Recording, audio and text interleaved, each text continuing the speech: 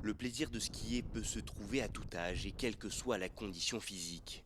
Gérard est déficient visuel. S'il pratique les sports d'hiver depuis des années, il change régulièrement de guide pour l'accompagner sur les pistes.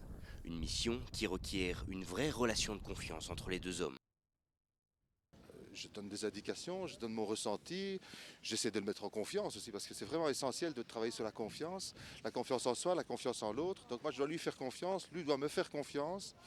Il doit savoir que je vais respecter ses consignes et moi je dois être convaincu que ces consignes sont les bonnes et avoir ainsi une confiance réciproque et une confiance en soi, lui dans lui, moi dans moi, pour que ça marche bien. C'est vraiment indispensable. Donc c'est tout un travail de complicité, de nuances et de construction progressive. Et puis voilà. Aujourd'hui, c'est donc Julien qui tente l'expérience. Encore apprenti guide, il apprend petit à petit à anticiper et appréhender tous les dangers des pistes de ski.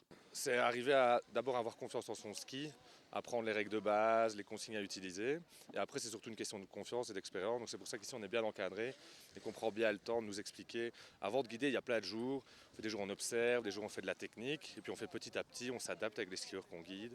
Et on prend le temps. Et puis je pense qu'il faut des années pour avoir une bonne expérience de guide. Mais aspirant, on est là pour ça. Un travail commencé par Blind Challenge il y a des années déjà sur de nombreuses disciplines sportives à travers l'Europe.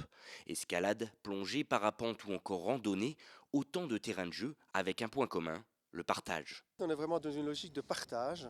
Donc on n'est pas là pour aider les handicapés. Non, on est là vraiment pour partager un moment. Et donc, à la fois c'est magique parce que c'est guidé, ça donne la personne déficiente visuelle ou très malvoyante, le ski lui donne une liberté énorme.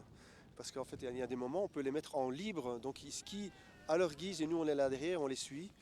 Et puis on reprend le guidage pour la sécurité à certains moments, mais ça leur donne une très grande liberté. Il s'agit donc de se faire plaisir, de passer quelques jours à s'amuser et partager ses sensations et sa vision des choses via la pratique du ski, tout en continuant de former davantage de personnes à l'encadrement nécessaire aujourd'hui pour démocratiser le handisport.